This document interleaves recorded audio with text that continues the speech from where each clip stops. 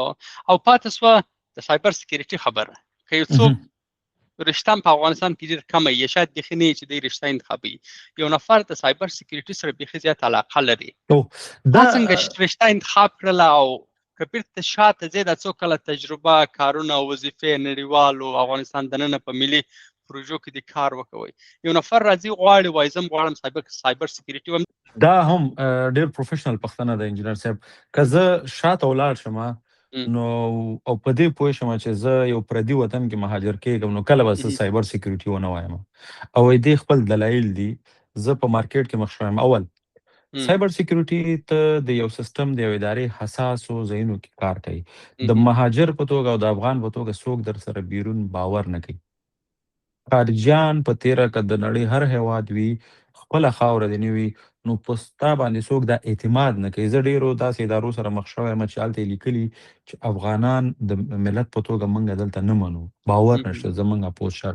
او که ووایې راته چې ته سایبر سکیورټي وایې او افغانستان ته ځې، بالکل به انتخاب کوم. زه به بیا په خپله پرېکړې باندې ډېر خوشحاله یم، ځکه زما د خاورې ضرورت دی. کمپیوټر د سایبر سکیورټي ډېر لوی ضرورت دی. موږ د غونډ هیواد په سطح باندې تر اوسه پورې یو سکیورټي اپریشن سنټر نه لرو، تر اوسه پورې. یعنې په که نور هیوادونه وګورې په سلهاو زرهاو به وي هر ارګنایزیشن لپاره، موږ نه د دولت په توګه او نه شخصي ارګنایزیشن په توګه لرو. دا ډېر د بدبختۍ ځای دی. که اوس څوک راځي سایبر سکیورټي ته، دوه ډپارټمنټ دي. یو خو یې تا هغه نیبیوس یا چې دا کټس چې ورته وایي، د سایبر کټس چې ورته وایي، یا هغه خلک چې یو څو ټولونه وګوري، یو څو کوډونه وګوري، سکرپټونه وګوري، او هغه بیا وایي چې زه د هیک کوم یا د واتساپ هیک کوم، او یا دا خو ډېر طفلانه خبرې دي او باید هم دې نه خودداری وشي. که چېرته موږ ریل کمپیوټر ساینس ته راځو او بیا سایبر سکیورټي ته راځو، په سایبر سکیورټي کې چې دی لومړی دوه فیلډ دي، افنسیو دی او ډیفنسیو سکیورټي ده. افنسیو یعنی ته هیکر یې، ته حملات کوي په سیسټمونو، پینیټریشن ټیسټنګ کوي، ولنربیلیټیز ډسکور کوي، ته د یو سیسټم کمزوري ګوري، بیا هغې ته مختلفې حملې ډیزاین کوي. او دا چارې عموما هیوادونه چې دي د سایبر آرمي کې یوه برخه دا وي چې چا سره جنګونه اختلاف وي، هغو دغه برخه خلک راځي. او په شخصي لیول کې په دې کې خلک د بلیک میل لپاره دا کار کوي. په افغانستان کې خلک ډېر بلیک میل کېږي د هیکرانو لخوا، د نورو فراډز او سکیمز لخوا. ته کولی شې چې دا د هغې لپاره هم استفاده کوي چې خلکو نه پیسې پرې ووهې. ته کولی شې خپلې خاورې ته پرې خدمت هم وکړې. یعنې دا د هغې قواعد دي. دویم ډیفنسیو یا دفاعي امنیت د انټرنیټي، دا د یو هیواد لپاره هم ډېر ضروري، څنګه چې حملات ضروري، دغسې دفاع ضروري، او دې وظیفې هم ډېر وي. د افنسیو هم ډېر وي، د ډیفنسیو هم ډېر وي. په ډیفنسیو کې ته د سیمز ډیزاین، ساک ډیزاین امپلیمنټیشن، ای ډي آرز یا ان پوینټ ډیټیکشن ان ریسپانس، انټي وایرسز، یا موږ مختلف سټنډرډز لرو لکه ISO 27001 یا NIST یا CIS بنچمارکینګز، چې ته د یو ارګنایزیشن ټول دفاعي ساختار جوړوي، ولنربیلیټي منیجمنټ کوي، سکیننګ کوي د خپل انفراسټرکچر، هایبریډ وي که کلاود وي که خپل انفراسټرکچر د کمپنۍ وي. دا د ډیفنسیو سکیورټي یا د سایبر سکیورټي کنسپټ دغه دی. دې ته موږ سایبر سکیورټي انجینر وایو. هغه بل چې دی موږ ورته هیکر هم ویلی شو، څوک چې افنسیو کې کار کوي هغې ته موږ سکیورټي انجینر ټایپ اف ویلی شو. خو دا خپل ټیمونه لري، ریډ ټیم لرو، بلو ټیم لرو. نو زما په اند افغانستان خو دواړو ته ضرورت لري. افغانستان کې د سایبر سکیورټي د وظیفو لپاره طبعا ځینې شرایط دي.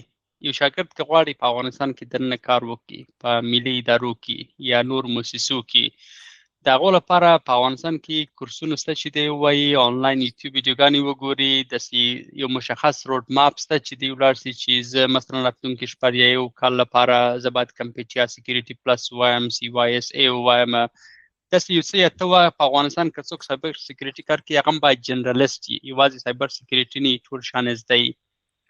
د افغانستان د خلکو غوښتنې خو ډېرې، حتی تر دې پورې که تا سره به دا واقع شوي که نه چې کور کې د کالو ماشین هم خراب شي درته وایي تا خو کمپیوټر ساینس ویلی دا جوړ کړه راډو هم جوړه کړه.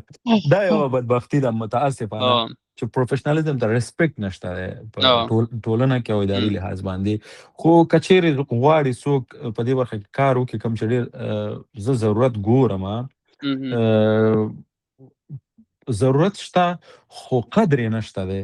زه خبر یم د هغه ملګرو نه چې د وزارت داخلې سره په دې برخه کې کار کوي، د مخابراتو سره کار کوي، د هغو معاش ضعیفترین معاش دی، د هغو قدر صفر دی او غوښتنې ته یې د نړیوال سیکیورټي انجینر په توګه کېږي که نه. دا ډېر د بدبختۍ او د افسوس ځای دی چې موږ تر اوسه پورې د نړۍ د دې وخت ضرورت ونه پېژنو او د خلکو قدر نه پېژنو. دا اوس چې زه تا سره خبره کوم د یو سیکیورټي انجینر په دولت کې 18,000 نه تر 22,000 افغانیو پورې معاش که نه چې سایبري برخه کې کار کوي. افغانستان کې که څوک غواړي سیکیورټي زده کړي زما به غوښتنه ترې دا وي چې لومړی د لینکس اپریټنګ سیسټم سره باید ډېر زیات اشنا وي، ډېره ضروره ده. او په تیره کې په لینکس کې د ډیبین بیس فلیور او په ډیبین کې بیا کالی یا پیرټ دغه دوه اپریټنګ فلیور دي چې دو سره که اشنایي ولري دو ډېر ښه ریډیمیډ ټولز ورکوي لکه میټاسپلایټ یا دې ته ورته موږ هایډرا او نور لرو چې هغه دې کې فری پرووایډ کېږي. ورپسې سکرپټنګ ډېر مهم دی چې ته د سکرپټ په لیکلو د پایتن په سکرپټ یا بیش په سکرپټ لیکلو باندې اټومیشن باندې پوه شي چې یو کار دی اټومیټ کې سکرپټنګ باید ترسره کړي. دا ډېره مهمه ده. نیټورکینګ ډېر زیات مهم دی په سایبر سکیورټي کې. اساسي خبره بیخي چې ته د پیکټ له اول نه تر اخره په دې پروسیجر پوه شي چې کوم ځای نه انیشیټ کېږي، سنډر څوک دی، ریسیور څوک دی، هیډر کې څه شوي، کوم ځای کولی شي دغه باندې بور شي، پروټوکول څه شی دي، دا ټولې مسلې باندې باید ډېر پوه شي په سایبر سکیورټي کې. او د دې ترڅنګ سرټیفیکیشنز ډېر زیات رول لري په دغه کې په سایبر سکیورټي کې. وجه دا ده چې که ته چېرته ځان غواړې ثبوت کړي په سرټیفیکیشنو کې په تا باندې عملي کارونه کېږي. پینټریشن که ته CEH کوي سرټیفاید ایتیکل هیکینګ نو په تا باندې پینټریشن ټیسټینګ یې ترسره کېږي. که ته ډیفینسیو سکیورټي کوي نو کمپیا سکیورټي پلس کې په تا ډېر ښه لیبونه ډیزاین کېږي. زه دغه د تېر کال ما سرټیفیکیټ خپل تازه کړ د کمپیا سکیورټي پلس. په دې کې ډېر جالبه دغه در باندې انوایرمنټ در باندې سیټ کوي، کمانډونه در باندې بیرته ریپیټ کوي. دغه عملي کارونه چې ته سرټیفیکیشن کې داسې شانس چې هم وړیا یا کم مصرف وغواړي او د یو محصل پایس دی دغه کارونه عملي وکړي، ځکه چې په تیوري کې خو د سایبر سکیورټي خورا ډېر شان دي چې کور کېږي او هر شي که په یوټیوب کې وګورې درته وایي چې د عملي کار وکړي. د عملي کار کولو لپاره دوی ته ځینې ټول شانس ته چې دوی کار په وکړي چې که ته چېرته عملي کار په سایبر سکیورټي کې کوي باید لږ قوي کمپیوټر ولري، کورس ډېر ولري، باید کورس ډېر وي، د پروسیسر ریمز ډېر وي، سټوریج ډېر وي، ځکه ته ورچوالایزیشن کوي انسایډ یور کمپیوټر. کله چې ورچوالایزیشن وکړي نو د هغې نه بعد اټیکونه انیشیلایز کوي، ډیفنس انیشیلایز کوي، سیمز ډیزاین کوي. نو هغې لپاره سټرانګ هارډویر پکار دی او هغې کې پاسبل ده چې ته فری ټولز یوز کړي. د ګوګل سرټیفیکیټ د تاسې که وګورئ د ګوګل سیکیورټي انجینر هغه فری کولی شي ترلاسه کړئ. همدارنګه د یوډمي ډېر کورسونه فری دي.